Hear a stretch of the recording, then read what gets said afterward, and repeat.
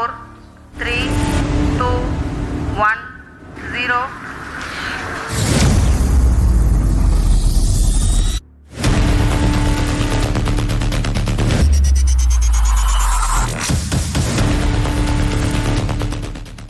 Living by his words, I think Chandrayaan today has gone beyond the limits of sky to discover the unexplored horizons of the universe beyond. चंद्रमा को छूने की हमारी इच्छा शक्ति, चंद्रमा को आगोश में लेने की हमारी इच्छा शक्ति और संकल्प और प्रबल हुआ और मजबूत हुआ है। Chandrayaan 3 has started its journey towards moon. Our dear LVM-3 has already put Chandrayaan 3 craft into the precise orbit around Earth.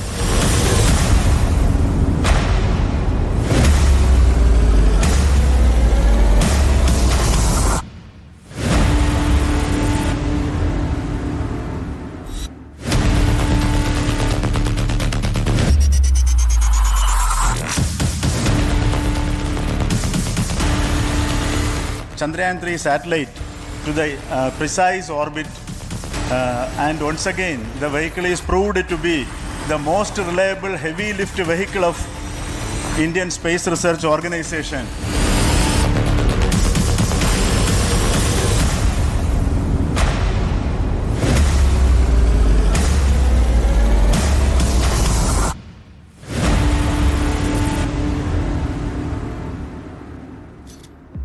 जी हाँ, देश नहीं झुकने देंगे में बहुत बहुत स्वागत। और आज का देश नहीं झुकने देंगे बहुत खास है, क्योंकि ये हमारे हिंदुस्तान की नई उड़ान चंद्रमा पर हिंदुस्तान है। आज के शो की शुरुआत 3 तस्वीरों के साथ, जिसकी चर्चा आज भारत ही नहीं पूरी दुनिया में हो रही है। 3 तस्वीरें, कल मंदिर प्रवेश, आज श्री गणेश और जल्द होगा गृह प्रवेश। जी हाँ, कल आपने देखा होगा मंदिर प्रवेश हुआ, आज चंद्रमा यात्रा का सफल श्री गणेश, और 23 अगस्त को होगा भारत का, हिंदुस्तान का चंद्रमा पर गृह प्रवेश। मिशन चंद्रयान की पूरी कहानी आपको सुनाए उससे पहले हिंदुस्तान और हिंदुस्तान के 140 करोड़ भारतीयों का सीना, यकीन मानिए आज गर्व से चौड़ा करने वाली। चलिए 2 और तस्वीरें आज आपको दिखाते हैं। 2 और तस्वीर आप देखिए, एक तरफ चांद पर विश्व गुरु और दूसरी तरफ ये नया भारत है गुरु। एक तरफ आसमान में भारतीय चंद्रयान की दहाड़, चंद्रयान की दहाड़, और दूसरी तरफ पेरिस के आसमान में भारतीय रफाल की गर्जना, पेरिस के आसमान में भारतीय रफाल की गर्जना। दोनों ही तस्वीरें भारत के विश्वगुरु बनने की नई कहानी और नया इतिहास लिख रही थी। अंतरिक्ष का बॉस भी भारत और कूटनीति का भी बॉस भारत। एक तरफ वंदे मातरम और भारत माता की जय के साथ चंद्रयान 3 को आज लॉन्च कर दिया गया। तो वहीं आपको बताते हैं, पेरिस में सारे जहां से अच्छा की गूंज ने 140 करोड़ हिंदुस्तानियों को आज गर्व से भर दिया। फ्रांस में पीएम मोदी का भव्य स्वागत हुआ। आज प्रधानमंत्री नरेंद्र मोदी फ्रांस के राष्ट्रीय दिवस परेड में मुख्य अतिथि के तौर पर शामिल हुए। इससे पहले उन्हें कल फ्रांस के सबसे बड़े सम्मान grand cross of the legion of honour से सम्मानित किया गया। देखिए, लेकिन आज का दिन, अब आप समझ चुके होंगे, बहुत खास है, बहुत स्पेशल दिन है आज। आज का दिन भारत के वैज्ञानिकों को आप सोचिए नमन करने का दिन है। कोटि कोटि नमन, आज उनको सलाम, इसरो के वैज्ञानिकों को सलाम करने का दिन है, सैल्यूट करने का दिन है। क्योंकि आज से, जो अब बताने जा रहा हूं, आज से 1407 दिन पहले, यानी 6 सितंबर 2019 को चंद्रयान 2 की चंद्रमा पर लैंडिंग का जो प्रयास असफल हो गया था ना, अगर चंद्रयान 2 सफल होता, भारत 2019 में चंद्रमा पर लैंड करने वाला दुनिया का 4था देश बन जाता।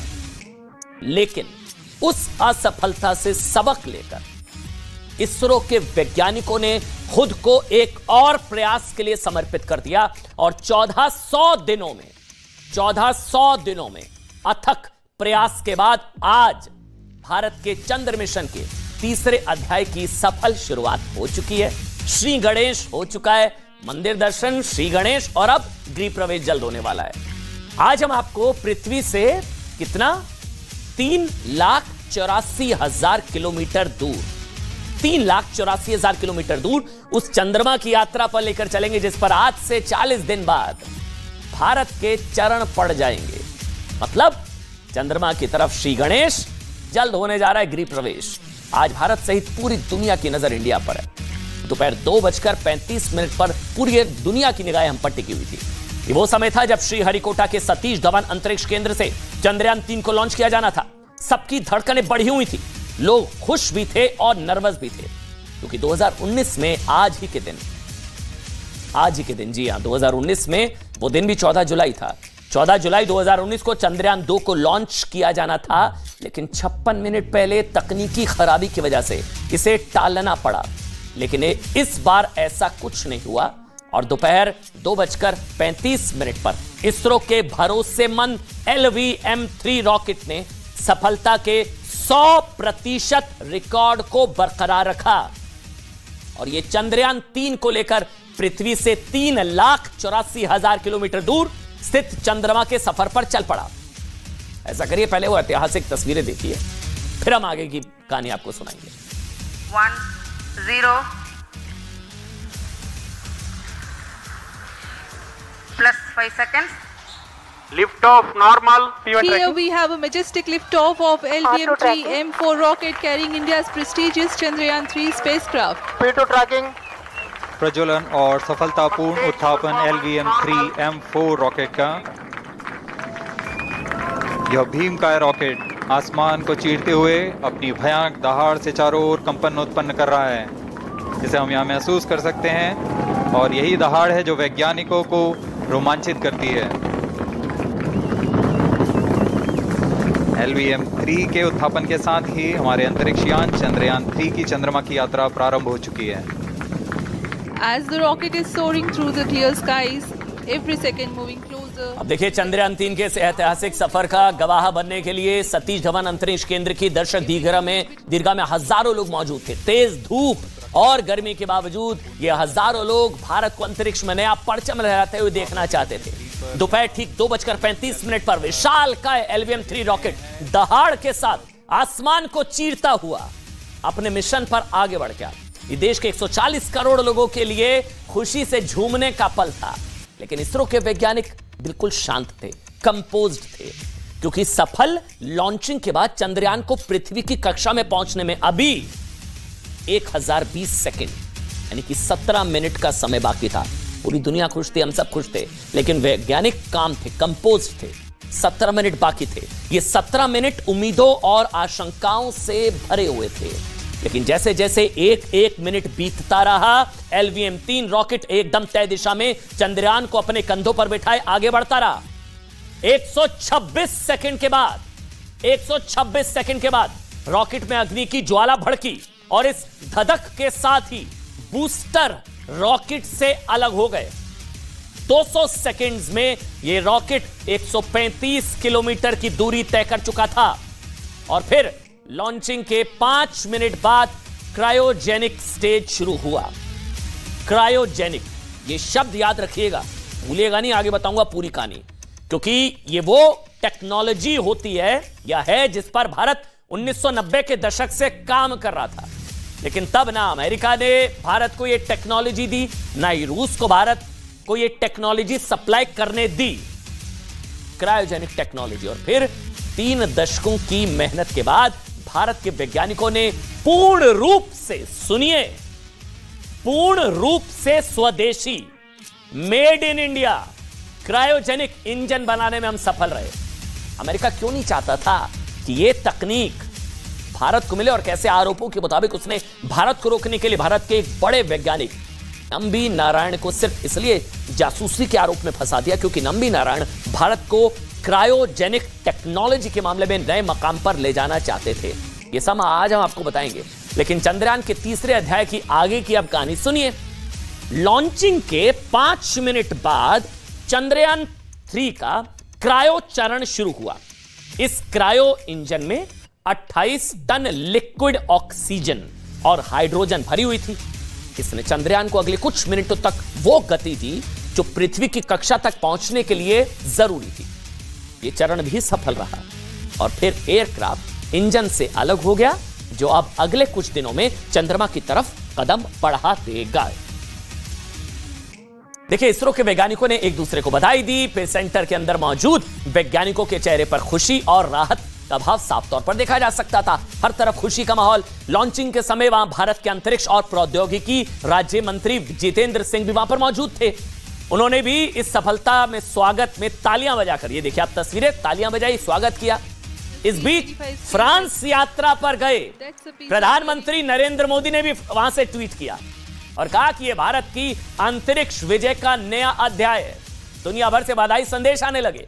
पक्ष और विपक्ष के नेताओं ने भी भारत के वैज्ञानिकों को इस सफलता के लिए बधाई दी। सफल लॉन्चिंग के बाद इसरो प्रमुख एस सोमनाथ और केंद्रीय मंत्री जितेंद्र सिंह ने इसे भारत के लिए ऐतिहासिक लम्हा बताया। Chandrayaan 3 has started its journey towards moon. Our dear LVM-3 has already put Chandrayaan 3 craft into the precise orbit around Earth. 170 by 36,500 kilometers was its intended target orbit, and it is precisely there now. And let us wish all the best for the Chandrayaan 3 craft to make its further orbit racing maneuvers and travel towards moon in the coming days. So let me wish all the very best to Chandrayaan 3 for its further journey towards moon. It is indeed a moment of glory for India and a moment of destiny for all of us over here at Sriharikota who are a part of the history in making. Thank you, Team ISRO, for making India proud.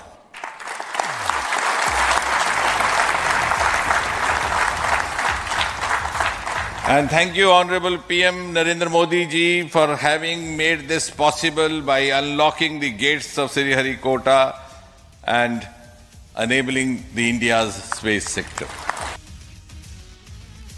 देखिए, Chandrayaan 3 mission के 4 महत्वपूर्ण हिस्से हैं। समझिएगा, आसान भाषा में समझाऊंगा आज आपको, किसी ने नहीं बताया होगा। पहला है LVM-3 रॉकेट, जिसने चंद्रयान 3 के प्रोपल्शन मॉड्यूल को एक निश्चित ऊंचाई तक पहुंचा दिया। 1 अगस्त को इस प्रोपल्शन मॉड्यूल को मैन्यूवरिंग के जरिए इसकी दिशा चंद्रमा की कक्षा की तरफ की जाएगी। दूसरा हिस्सा यही है, प्रोपल्शन मॉड्यूल है जो चंद्रयान 3 के सबसे इंपॉर्टेंट होते हैं लैंडर और रोवर को चंद्रमा की कक्षा की तरफ लेकर जाएगा। सब कुछ ठीक ठाक रहा तो प्रोपल्शन मॉड्यूल 17 अगस्त को लैंडर और रोवर से खुद को अलग कर लेगा। अब इसको आसान भाषा में समझिए, मतलब आपको एक एग्जांपल देता हूं। प्रोपल्शन मॉड्यूल को ना आप एक ट्रक और लैंडर रोवर को उसमें रखा कार्गो यानी कि माल समझ सकते हैं। चंद्रमा की कक्षा में पहुंचने के बाद लैंडर रोवर का मॉड्यूल प्रोपल्शन मॉड्यूल से अलग हो जाएगा और चंद्रमा की सतह की तरफ बढ़ने लगेगा।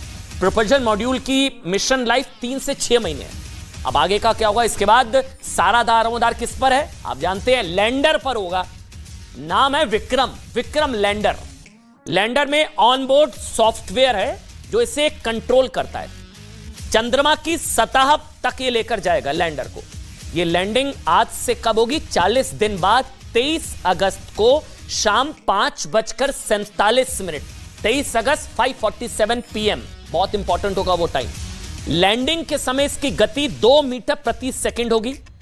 लैंडर में ऐसे इंजन्स लगाए गए हैं जो धीमी गति से इसकी चंद्रमा की सतह पर सॉफ्ट लैंडिंग कराएंगे। ये आगे बताऊंगा। सॉफ्ट लैंडिंग सबसे इंपॉर्टेंट होती है, मतलब स्पीड को कंट्रोल करेगा। ये इंजन एक तरह से लैंडर के लिए ना ब्रेक का काम करेंगे, क्योंकि अगर लैंडर बहुत तेजी से नीचे उतरेगा तो वो चंद्रमा की सतह से टकरा कर नष्ट हो जाएगा। इसलिए सॉफ्ट लैंडिंग के लिए ब्रेक्स होती है। इसकी मिशन लाइफ पृथ्वी के 14 दिनों के बराबर होती है। रोवर इसी लैंडर से कम्युनिकेट करेगा। रोवर लैंडर अलग हुए, लैंडर ने लैंड किया, रोवर इससे कम्युनिकेट करेगा। रोवर से मिले सिग्नल्स और तस्वीरों को, जो सबसे इंपॉर्टेंट होगी, तस्वीरों को लैंडर चंद्रयान 2 के ऑर्बिटर तक पहुंचाएगा। फिर वो आप तक, ऑर्बिटर से वो पृथ्वी तक तस्वीरें आ जाएंगी। जो मकसद है, लैंडर से जो रोवर निकलेगा उसका नाम है प्रज्ञान रोवर, विक्रम लैंडर। और इसका वजन जो है रोवर प्रज्ञान का वो है 26 किलोग्राम। इसमें और लैंडर में कई परीक्षण उपकरण लगे हैं। रोवर पर सोलर पैनल लगे हुए हैं, जिसकी मदद से ये पावर जनरेशन करेगा और चंद्रमा की सतह पर घूमते हुए कई प्रयोग करेगा। इसकी मिशन लाइफ पृथ्वी के 14 दिनों के बराबर है। अच्छा, खास बात क्या है? खास बात यह है कि ये लैंडिंग चंद्रमा के साउथ पोल पर, दक्षिणी ध्रुव पर होगी। ये बहुत इंपॉर्टेंट है क्योंकि भारत साउथ पोल यहां अपना रोवर उतारने वाला पूरी दुनिया का पहला देश होगा। चंद्रमा का दक्षिणी ध्रुव बर्फ से ढका है, साउथ पोल, जहां के कई हिस्सों तक सूर्य की रोशनी कभी नहीं पहुंचती और ऐसे हिस्सों का तापमान -200 डिग्री तक रहता है। अब वैज्ञानिकों का अनुमान है कि यहां बर्फ की शक्ल में पानी हो सकती है, हो सकता है पानी, और अगर पानी की खोज सफल रही तो भारत को भविष्य में इस हिस्से में अपना मून स्टेशन बसाने में आसानी होगी। अर्थबाउंड ग्रेविटी ऑर्बिट से मून तक जाएगा, ये होगा 1 अगस्त को। 1 August will be the translunar injection going to take place as per the nominal program. So we will have 4 earthbound maneuvers. After that, it will have the lunar injection on 1st August. After that, it will be captured in moon. Then it will become our orbit propulsion module, lander module separation will happen on 17th of August. So final powered descent and landing is currently planned on 23rd August at 5:47 Indian Standard Time, evening. So that is the current, everything goes normal from today to landing, that is the schedule. Okay. देखिए, सब कुछ ठीक ठाक रहा तो आपने सुना, आज से ठीक 40 दिन बाद अंतरिक्ष को चीरता हुआ चंद्रयान चंद्रमा की जमीन पर कदम रख देगा, गृह प्रवेश हो जाएगा। तब तक ये सफलता, अब तक ये सफलता किस किस के पास है भूलिएगा नहीं, अमेरिका, चीन और रूस, ये 3 देश हासिल कर पाए हैं। भारत ऐसा करने वाला चौथा देश होगा। लेकिन जब 23 अगस्त को चंद्रयान 3 सॉफ्ट लैंडिंग कर रहा होगा, सॉफ्ट लैंडिंग, तो इसरो के वैज्ञानिकों के मन में एक बेचैनी होगी, क्योंकि 1447 दिन के बाद वैज्ञानिकों को उसी अग्नि परीक्षा से गुजरना होगा जिससे वो 6 सितंबर 2019 को गुजरे थे। वो कोई नहीं भूल सकता है। तब रात के 2 से 2:30 बजे के बीच ये तस्वीरें याद है आपको? चंद्रमा पर लैंड करना था 2019। 3 किलोमीटर की ऊंचाई से इसने लैंडिंग की प्रक्रिया शुरू की। सब कुछ ठीक ठाक चल रहा था, लेकिन जब चंद्रमा की सतह और लैंडर की दूरी 2 किलोमीटर रह गई थी ना, तब कुछ गड़बड़ी आई। कमांड सेंटर में सन्नाटा पसर गया। प्रधानमंत्री नरेंद्र मोदी उस ऐतिहासिक पल को देखने के लिए वहां मौजूद थे, लेकिन जब विक्रम लैंडर चंद्रमा की सतह से सिर्फ 330 किलोमीटर दूर था ना, तब वो हुआ जिसने पूरे देश को निराश कर दिया था। लैंडर की गति बहुत ज्यादा थी। लैंडर 146 मीटर प्रति सेकंड की रफ्तार से सतह की तरफ बढ़ रहा था। सॉफ्ट लैंडिंग नहीं हो पाई। ये गति जरूरत से ज्यादा तेज थी और लैंडर के थ्रस्टर इस गति को कम करने में सफल नहीं रहे। कमांड से ये तस्वीरें हैं। कमांड सेंटर में मौजूद इसरो के तत्कालीन प्रमुख के सिवन की आंखों में आंसू आ गए। वो फूट कर रोने लगे, फपक कर वो रोने लगे। तब भारत के प्रधानमंत्री, ये देखिए तस्वीरें, उन्हें ढांढस बंधाया था। ये वो तस्वीरें, उनको गले भी लगाया था प्रधानमंत्री। सभी को शुभकामनाएं भी दी। इंडियन स्पेस रिसर्च ऑर्गेनाइजेशन के चेयरमैन डॉक्टर के सिवन को गले लगाते हुए, पीठ थपथपाते हुए, हौसला बंधाते हुए माननीय प्रधानमंत्री नरेंद्र मोदी। देखिए, इस बार शानदार बात यह है कि भारत के इस मिशन की कुल लागत अब बताते हैं आपको, वो है करीबन 615 करोड़ रुपए। ठीक, 615 करोड़। ये हाल ही में आई फिल्म आदि पुरुष के बजट से भी कम है। आदि पुरुष 700 करोड़ रुपए में बनकर तैयार हुई और चंद्रयान 2 पर 978 करोड़ रुपए खर्च हुए। इस वाले मिशन चंद्रयान 3 में खर्च हुए 615 और चंद्रयान 1 की लागत थी 386 करोड़, यानी कि करीब 2000 करोड़ रुपए में भारत अपने 3 मून मिशन पूरे कर चुका है। जबकि चंद्रमा पर एक बार फिर से जाने के लिए अमेरिका ने जो आर्टेमिस मिशन शुरू किया ना, आर्टेमिस मिशन, उसके हर एक लॉन्च की लागत जानते हैं कितनी है? सोचिए, हमारे तो 625 करोड़, 615 करोड़, उसकी है 32,000 करोड़ रुपए। यानी कि जितने में भारत ने अब तक सारे मून मिशन लॉन्च किए हैं, उससे करीब 16 गुना ज्यादा कीमत पर अमेरिका अपने एक मून मिशन को लॉन्च करेगा। हालांकि अमेरिका ने पिछले साल 16 नवंबर को जो आर्टेमिस 1 मिशन चंद्रमा की तरफ भेजा था और वो 6 दिनों बाद यानी कि 21 नवंबर को चंद्रमा के पास पहुंच भी गया था। लेकिन ऐसा इसलिए क्योंकि अमेरिका के पास बड़े और भारी रॉकेट हैं, लेकिन बड़े और भारी रॉकेट्स को बनाने में खर्चा भी बहुत आता है और उसमें ईंधन भी बहुत लगता है। देखिए, इसमें लागत बढ़ जाती है इससे, लेकिन भारत अपने ऐसे ही मिशन को पूरा करने में थोड़ा समय जरूर लेता है, सोचिए, लेकिन बेहद कम खर्च में उसे सफलतापूर्वक अंजाम तक पहुंचा देता है। लेकिन अमेरिका हमेशा से यही चाहता था कि भारत के पास कभी कुछ ऐसी तकनीक ना आ पाए। दुनिया थोड़ी ना चाहेगी चंद्रमा पर हिंदुस्तान। भारी रॉकेट्स के लिए ना, आप सुनिए जो कहानी बता रहा हूं, क्रायोजेनिक इंजन की जरूरत पड़ती है। शुरुआत में बताया था ना आपको, LVM भारत का अब तक का सबसे भारी रॉकेट है। इसे पहले GSLV Mark 3 भी कहा जाता था, जिसे भारत ने 2010 में खुद विकसित किया था।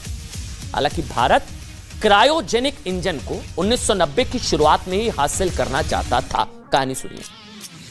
इसके लिए भारत ने रूस से 2 क्रायोजेनिक इंजन खरीदने का सौदा भी किया, लेकिन अमेरिका ने इसरो पर प्रतिबंध लगा दिया 90 के दशक में, क्योंकि अमेरिका को लगता था कि भारत इस टेक्नोलॉजी का इस्तेमाल मिसाइल कार्यक्रम में कर सकता है। लेकिन तब उस समय इसरो में क्रायोजेनिक डिवीजन के प्रमुख के पद पर तैनात वैज्ञानिक नंबी नारायण ने ठाना कि वो किसी भी तरह से रूस से ये इंजन भारत लाकर रहेंगे।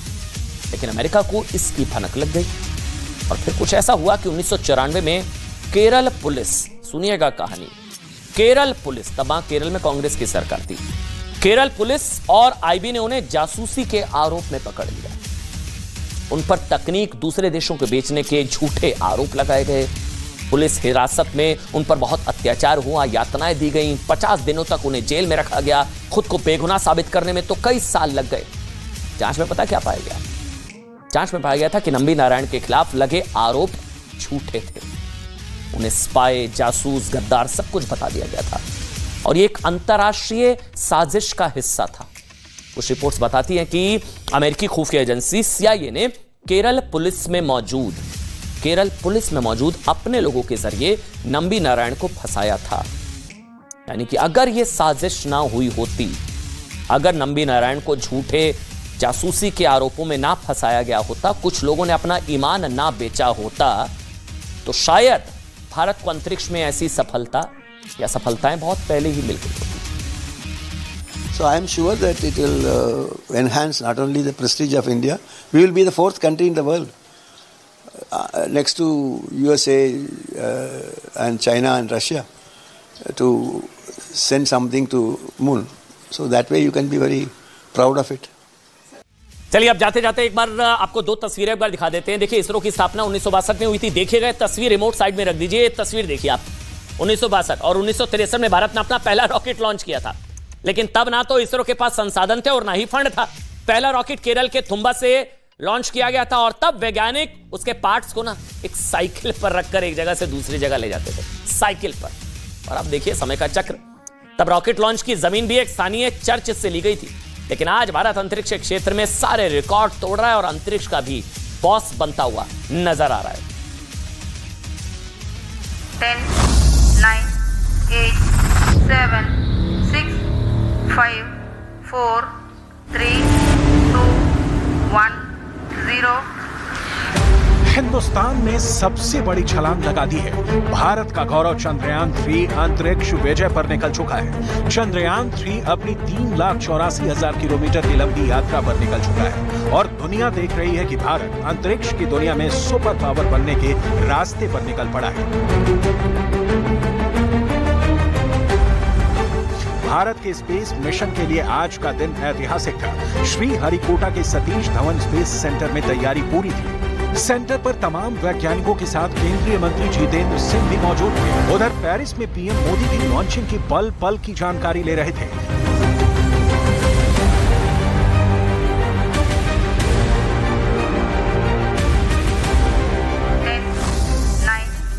काउंटडाउन शुरू हो चुका था। दोपहर ठीक 2:35 पर सतीश धवन स्पेस सेंटर पर ब्लास्ट ऑफ हुआ। LVM-3 रॉकेट चंद्रयान 3 के मिशन पर निकल पड़ा। ठीक 16 मिनट बाद रॉकेट ने इसे पृथ्वी की ऑर्बिट में प्लेस किया। इस तरह से चंद्रयान 3 मिशन की शुरुआत हो गई। इसरो चीफ ने बताया कि चंद्रयान 3 के लिए 2 साल में 100 से ज्यादा टेस्ट किए गए। 615 करोड़ की लागत से तैयार हुआ यह मिशन करीब 42 दिन की यात्रा के बाद चंद्रमा के दक्षिणी ध्रुव के पास लैंड करेगा। अगर मिशन सक्सेसफुल रहा तो अमेरिका, रूस और चीन के बाद भारत ऐसा करने वाला चौथा देश बन जाएगा। Chandrayaan 3 has started its journey towards moon. Our dear LVM-3 has already put Chandrayaan 3 craft into the precise orbit around Earth. 170 by 36,500 kilometers was its intended target orbit, and it is precisely there now. And let us wish all the best for the Chandrayaan 3 craft to make its further orbit racing maneuvers and travel towards moon in the coming days. So let me wish all the very best to Chandrayaan 3 for its further journey towards moon. Before that, let me introduce Chandrayaan 3 mission पर Paris से PM Modi ने tweet कर शुभकामनाएं दी और कहा कि आज का दिन सुनहरे अक्षरों में अंकित रहेगा। चंद्रयान 3 स्पेस क्राफ्ट के लैंडर और रोवर कुछ इस तरह से चंद्रमा की सतह पर उतरेंगे। करीब 40 दिन बाद यानी 23 या 24 अगस्त को लैंडर और रोवर चांद के साउथ पोल पर उतरेंगे। ये दोनों 14 दिन तक चांद पर एक्सपेरिमेंट करेंगे। प्रोपल्शन मॉड्यूल चंद्रमा के ऑर्बिट में रहकर धरती से आने वाले रेडिएशंस की स्टडी करेगा। अब इसरो की नजर चांद की सतह में छिपे उन रहस्यों से पर्दा उठाने की है जिनके बारे में ज्यादा जानकारी नहीं है। चंद्रयान 3 के साथ जा रहा रोवर, चंद्रयान 3 मिशन में लैंडर के साथ भेजा जा रहा रोवर चंद्रमा की सतह पर चलकर डेटा जुटाएगा, चांद की सतह की तस्वीरें भेजेगा, चांद की मिट्टी की जांच करेगा, चांद के वातावरण की रिपोर्ट देगा, चांद पर मौजूद खनिज खोजेगा। इमरजेंसी के हालात में लैंडर चंद्रमा की कक्षा में चक्कर लगा रहे ऑर्बिटर से संपर्क साध सकता है। वहीं चंद्रयान के साथ भेजा गया, साफ शब्दों में कहें तो इसरो की कोशिश एक साथ कई लक्ष्यों को साधने की है। And the other part is that now we are at par. We are at par with the countries like USA. It's no longer that they would adopt a technology, apply it, popularize it, and then we adopt it, as we did in case of television or computer. Now we are at the same step of the ladder. मैंने भी वहाँ कहा कि जैसे प्रधानमंत्री जी ने कहा कि sky is not the limit, आज प्रमाणित हो गया। हमारा चंद्रयान आसमान की सीमाओं को लांघ करके ब्रह्मांड को खोजने निकला है। So we are actually living up to that, and I am sure जो बच्चों की आप बात करें, they are going to carry forward this mission. Chandrayaan 3 का बजट लगभग 615 करोड़ रुपए है। इसरो चीफ के मुताबिक रॉकेट का 85% पैसा निजी कंपनियों का लगा है, सिर्फ 15% इसरो से लगा है। भारत का स्पेस मिशन इतना किफायती है कि अब दुनिया के बड़े बड़े देश अपने सैटेलाइट को अंतरिक्ष में भेजने के लिए अमेरिका को छोड़कर भारत की तरफ आ रहे हैं। आज भारत दुनिया के कुछ गिने चुने देशों में शामिल है जिसके पास स्पेस की इतनी शानदार टेक्नोलॉजी है। भारत के मिशन से दुनिया के देश हैरत में हैं। चीन भी अंतरिक्ष में भारत के दबदबे को मानने लगा है। वहां के प्रमुख अखबार ग्लोबल टाइम्स ने भी चंद्रयान 3 मिशन पर बधाई दी है।